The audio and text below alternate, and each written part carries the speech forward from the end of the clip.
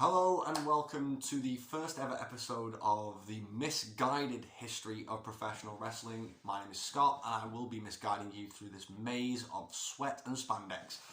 So, a little bit of a brief explanation about me. I have no affiliation with the wrestling industry. I've never been in the business or around it, except to say that I've been a fan of sports entertainment, professional wrestling for about 30 years, and that's where my knowledge comes from. Most of this is not going to be opinion based, it's facts and it's fact checked to the highest degree that I possibly can. If I do get anything wrong and you know better, please leave a comment. I'm more than happy to correct myself and be corrected. So the aim for me here is two things. The first is I'm hoping that people that aren't fans of professional wrestling, or maybe have vague memories of watching it as a kid who don't know too much about it, maybe they'll find something interesting in learning about its origins and how it developed as a form of entertainment, separating itself from a legitimate Olympic-like sport. And the other half is that I think a lot of fans, especially even fans from my era, but especially a lot of the modern fans, don't really know the story of the origins or the people that were involved in making wrestling what it is today. And that's a shame, because I think if you appreciate this history and the story of why it came to be and how it came to be, you'll appreciate the modern product either more or less depending on your point of view, because you'll start to see some of the flaws in the modern product, but maybe you'll start to see where the real genius lies as well. So to do this for episode 1, we have to go back to the very beginnings, the true origins of wrestling as a sport. And I want to take us through that into the origins of how it stopped being an Olympic competitive thing into what we now know as worked or predetermined, or for some people you say fake. I particularly don't like the word fake. I think for it to be fake, there wouldn't be any chance of injury, there wouldn't be the work rate that goes into it, and you wouldn't need the athleticism that goes behind this. So, to begin with, wrestling as a sport, most people won't know this, but besides athletics, wrestling could probably be considered the oldest sport on the planet. The earliest mentions, or the earliest known kind of indication of wrestling as a sport or as something competitive is 15,000 years old. And we know this through cave drawings and cave paintings that have been dated, carbon dated. We know. It sounds ridiculous, 15,000 years, but it's absolutely true. If you go back as far as 3000 BC, the ancient Babylonians, the ancient Egyptians had wall carvings that not only depicted wrestling, but by today's standards, especially the Olympic style of wrestling, the holds and the moves that were applied in these carvings are the same exact moves that are used today. They are recognised and they are legitimate. So that goes to show that this as a sport, and most likely as a form of entertainment for these people, it was very well established. The core has always been there. For as long as we've been a civilized society, we've had competitive sports. And that's true today. If you look at the popularity of things like UFC, mixed martial arts, if you look at boxing, has been popular for centuries now. And this competitive nature, people do enjoy. Not everyone, but people do get a kick out of it. They like to see that genuine physical competition. And that's true now as it was then. Amongst all of the ancients, if you really want to put it that way, which for the purposes of this I'm going to, the ancient Greeks were the masters of professional wrestling, or amateur wrestling, the Olympic style that we see now. They were the masters of this, and they had a much more brutal style of doing it, that they were much more fierce. It is well known, it's well recorded, that wrestling matches back then it was naked, there was nothing to grab hold of except for the opponent, and things were rough, things were brutal. It's just two guys in a dirt circle throwing each other around. Someone's going to get hurt. And they most likely did. In terms of legend and literature, the ancient Greeks had mentions of wrestling throughout. Even Zeus wrestled amongst the gods and had wrestling matches held amongst the gods. In terms of modern day literature, if you want to go that far, you could say the book of Genesis in the Bible talks about Jacob having a wrestling match with either God or an angel. That is disputed. The Epic of Gilgamesh, Homer's Iliad, there are mentions across the globe in every civilized society about wrestling as a sport and used in literature and law. The ancient Olympic Games featured wrestling as early as 708 BC. But we have to move along a little bit. We have to skip around the timeline to explain modern wrestling. So the Olympic style now, the Greco-Roman style of wrestling, and I'll get to that in a little while, that was included in the first ever games of the modern era. That was in 1896 in Athens. And in 1904, 8 years later, the freestyle form of wrestling was included in the Olympic Games in St. Louis. And since then, wrestling has appeared as a sport at every single Olympic Games. In the ancient Olympics, it was the focal sport. Above athletics, above anything like that, it was the absolute pinnacle of entertainment. Through the Middle Ages, the 5th to the 15th centuries, royal families across Europe, even as far as Japan and India, they revelled in this kind of sport. It wasn't all horse riding. Wrestling was a huge deal to these people in France, in the UK, and as I say, Italy and places like this. The early British settlers to the North American continent actually took this tradition of wrestling with them and very quickly discovered that the Native Americans also found the same joy and the same entertainment value and the same skill set. They took the same fundamentals away and enjoyed it much the same as the colonists.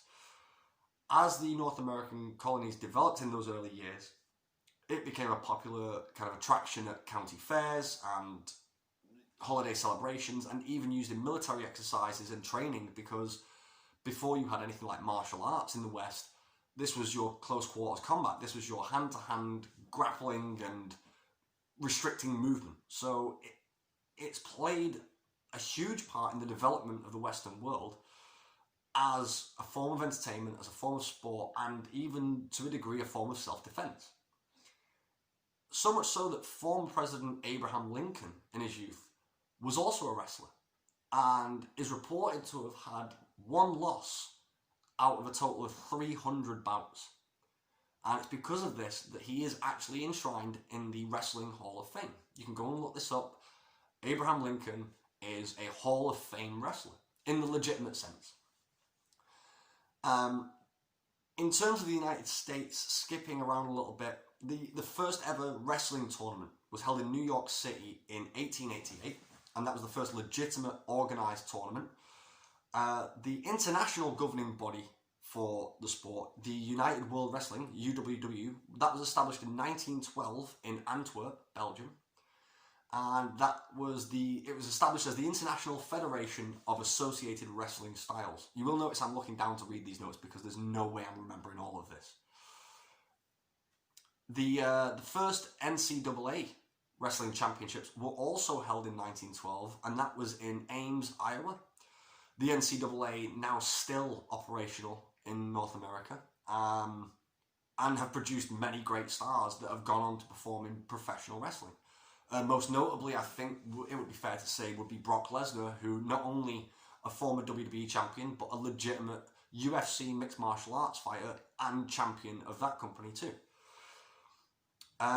The USA Wrestling, which was the national governing body for amateur wrestling in the United States, was established in Colorado in 1983. But as you see, we've skipped around a little bit. We're now in the 1980s, and that's a little too far ahead. But that's the sport of wrestling. So where does this division come in? Where does the idea of separating the sport to the entertainment? So the real, true, and total separation of these two things happened in the 1920s, between the amateur wrestling style we see in the Olympics and the kind of worked, choreographed, predetermined style that we see weekly on TV, whether that be WWE or AEW or New Japan or any of these other companies. The tradition, though, of combining showmanship with physical combat actually began in France in the 1830s.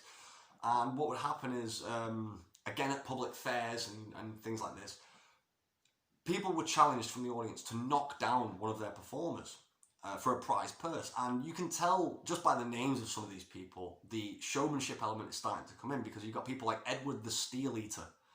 And a personal favourite of mine is Bonnet the Ox of the Low Alps. Catchy, I know. And yeah, so these people had the opportunity to win a prize purse for knocking these men down. That's all they had to do, and it could be as much as 500 francs. And if you're in a small French village in the 1830s, 500 francs could be life-changing. So you can imagine how many people would have turned out for this, how popular an attraction this would have been at the time. In 1848, a French showman named, I'm going to try and get this name right, is Jean Exbreuillet. He formed the first modern wrestling kind of circus troupe, a travelling group of wrestlers. And he also instigated a rule whereby no holds could be instigated below the waist. All the holds had to be above waist height. And he named this style flat hand wrestling. And as the sport spread and became more predominant around Europe and even as far as Russia, it was known as French wrestling or classic wrestling, but more colloquially it became known as Greco-Roman wrestling, because Exbreuillet believed that this was how it was done back in the ancient Greek days. Obviously, reports of wrestling were there, but the details weren't as well known. So he just understood it as very fair competition, and he just took it as a kind of, this is how it should be done, so that's how we're going to do it. By the end of the 19th century, the modern Greco-Roman style, that had become the most fashionable sport in Europe, across the board. At this point, football or soccer wasn't that popular, because teams had only just started developing in the late or early 1890s in the UK and things like that. They're just starting to become national governing bodies for that sport. There weren't fully fledged leagues, and stadiums that we see today just weren't a thing. They just didn't exist. So the kind of atmosphere of a football match didn't compare at the time to the atmosphere at a wrestling show. It wouldn't have held up, because the physical specimens that would have been on show, these huge men, would have been beyond comparison at the time. And this is before performance enhancing drugs, this is before steroids, this is just people eating a lot and lifting heavy weights. So by the end of the 19th century, it's become much more popular, and in 1898, the Frenchman, the Colossus, Paul Pont, became the first professional world champion in wrestling. Now, at this point, he held the title in the same way that being knighted gives you the title of Sir, or you could have a Duke or a Marquis. It's just a title by name. You're known as the champion, but there's no real physical proof. It's just something that's said about you. So the more modern style that we'd be familiar with in the West, which really was popularised in the UK and in the United States, this was during the late 19th century also, but this became known as catch-as-catch-can style. Now, the difference here is that where Exbreuillet said that no holes below the waist, catch-as-catch-can not only allowed holes above the waist as well as below it, but you could also use leg holds and takedowns, which was a completely novel idea. Amongst the peers, this was considered a bit more unorthodox, a bit more lax, and a little bit more dangerous. However, it was as equally popular as the Greco-Roman style of the time, and the important fact is at this particular moment, the sport was seen as legitimate. They both were legitimate, competitive, physical sports. There was no gimmickry, no fakery when it came to genuine competition. The county fairs were a different matter, but when you were in front of an audience that were paying and there was a large prize on the line, you were in there to do your job. And there are reports from back then where matches went on for 3 hours because two men just don't want to quit, and it's legitimate. So that's something I'll go into in a different video. I'll go a bit more in depth on that. So what happened at this period is where a subset, this small group of the catch-as-catch-can wrestlers, started to break away and use more of this predetermination and this kind of scripted, pre-planned gimmickry, if you want to call it that, the worked style of wrestling as opposed to the Olympic styles. This is when wrestling really started to be known or noticed for being more theatrical and more entertainment based than a pure legitimate competitive sport.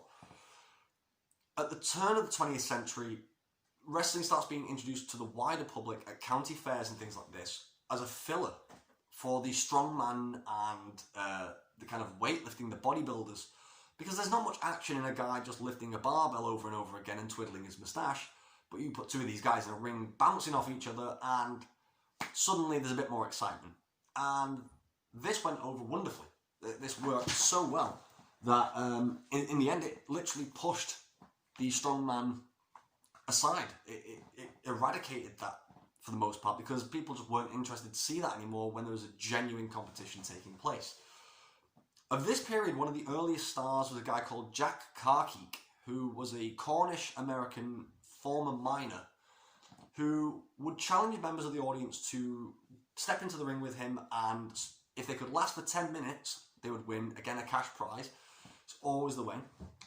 What's interesting about this period is that Carkeek was legitimate. He could wrestle, but this is the very earliest form of audience manipulation in the sense that any con has patsies or plants in the audience that would be used to convince other members of the audience, the real paying marks, we'll get to that term in another video, that they had a chance. So it would be organised with Carkeek and the person running the fair, that certain members of the audience he could pick out if people weren't biting, and they could at least last 9.5 minutes and make it look as though anyone else that was slightly bigger, slightly more muscular could have stood a chance. They didn't, but that was the point. The development of wrestling in the UK brought along with it a lot of the European style and people from Russia and people like this. And one of those Russians that came along was a guy called George Hackenschmidt. Hackenschmidt is fundamental in the origins of professional wrestling. He's a legitimate Greco-Roman style wrestler who comes to the UK because the competition is there and the money's to be made. So he gets here, and an entrepreneur and promoter by the name of Charles B. Cochran notices Hackenschmidt and sees money. And he takes Hackenschmidt under his wing, takes him aside, and he starts guiding his career a little bit and trying to get him bigger and more noticeable matches for more paydays. He pulls a coup eventually, and he books him in a match against another top UK star at the time, Tom Cannon, who at the time held the European Greco-Roman title. The match was organised between these two, and Hackenschmidt won the match, thereby winning the title. Having done that, he now had a legitimate claim to a world title, of which there wasn't really one, because the one that Paul Pon had back in France was never fully established and recognised worldwide. The only other champion at the time of note was the American Tom Jenkins, who was the American heavyweight champion. And Cochran, pulling some strings, he managed to organise a match, title versus title. So in 1905, New York City, I believe it's New York City, if you want to correct me on that, please do. They travel to New York, and Hackenschmidt faces Jenkins in a unification match for these two titles. Hackenschmidt wins the match.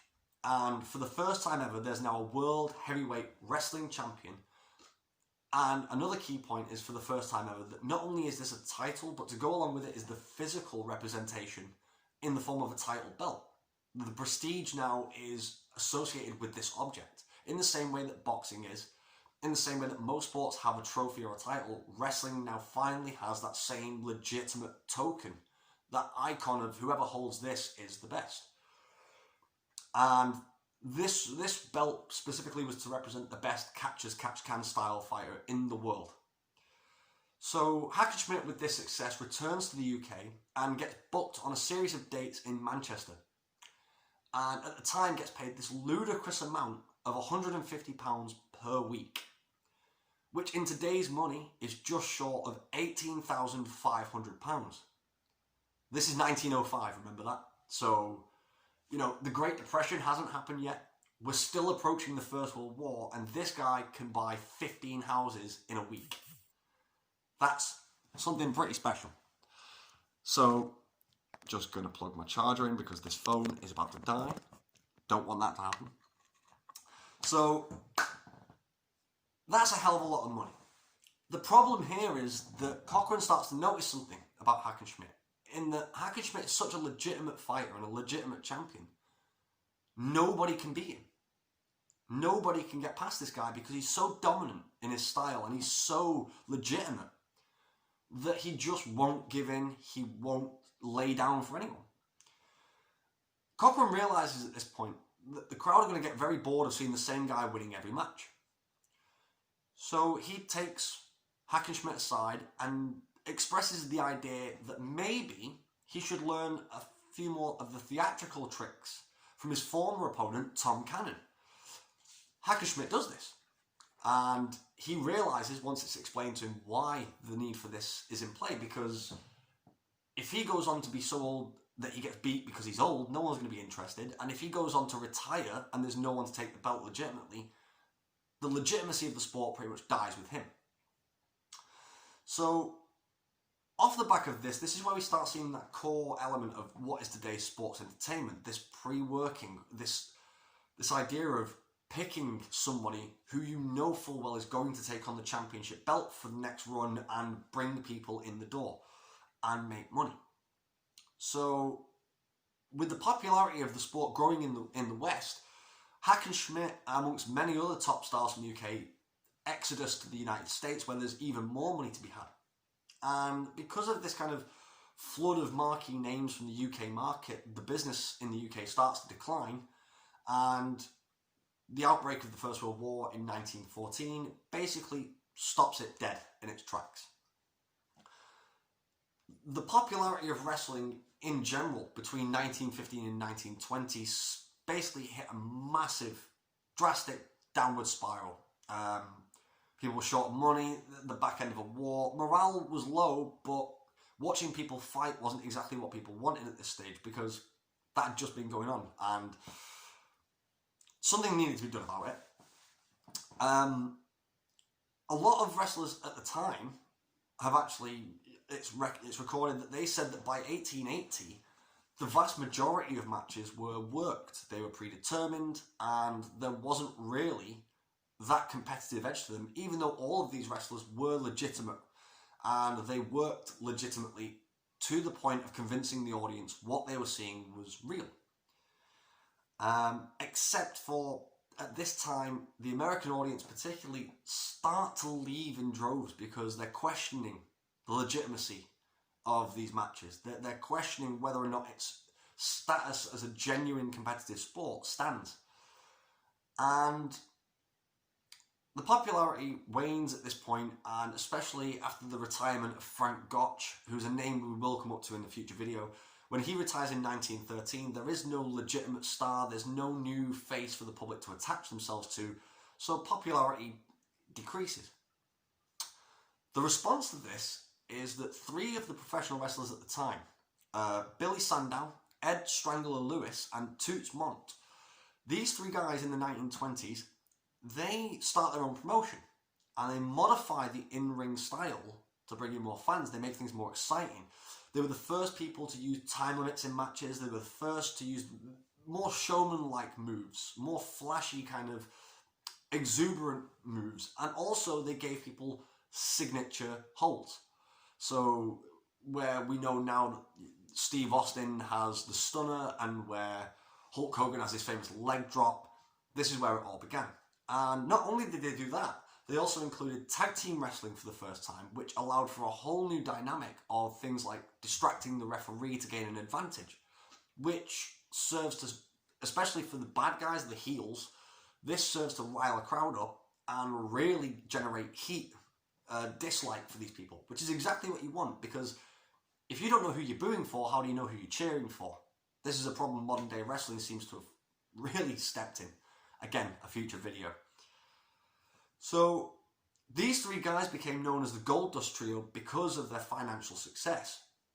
And rather than paying travelling wrestlers to appear and here and there as they could, they paid them to appear for months and years at a time, which then allowed them to develop more character-based kind of association with the fans, whether they were good or bad, and also long-term rivalries, which is going to draw more money when you've seen these guys do it before and you know it was great, so, and they hate each other. This is only going to get better going forward.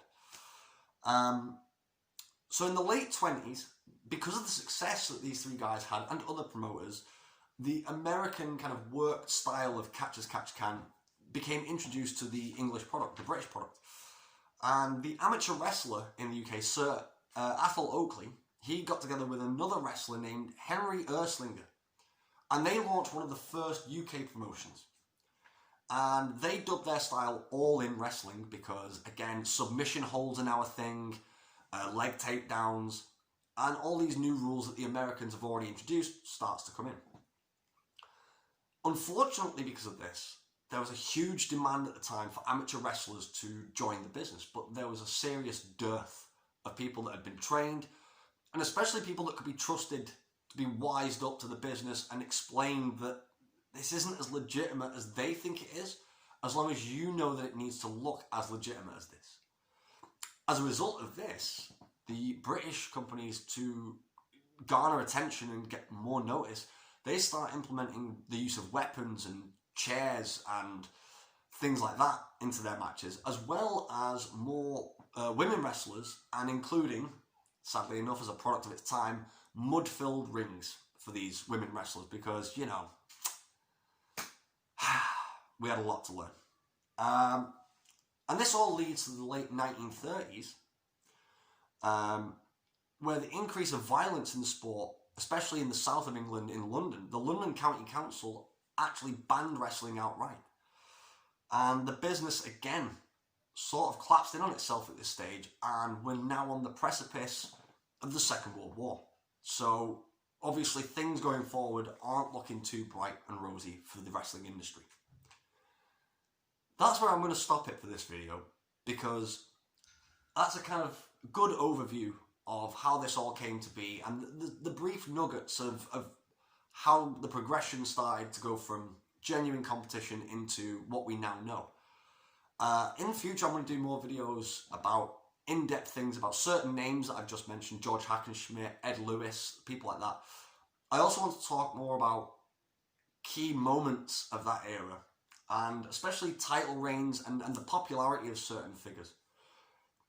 In the next video that I'm going to do, I'm going to pick up from where I've left off, and it's going to be the kind of growth of the industry, or the rebirth of the industry in the late 40s and early 50s, and what became known as, and what is now known as, the first golden era of professional wrestling. So, having said all of that, thank you for joining me. Thank you for sticking around if you have. If you like what you saw, if you like listening and you do want to hear more, please hit the subscribe button. Thank you to everyone who has stuck around. Thank you all for your support. To all my friends who've kind of spurred me on to do this, thank you so much. I will keep doing this. And I'm sorry it's not that flashy in terms of production, but I'm a simple guy. So until next time, take care of yourselves and goodbye.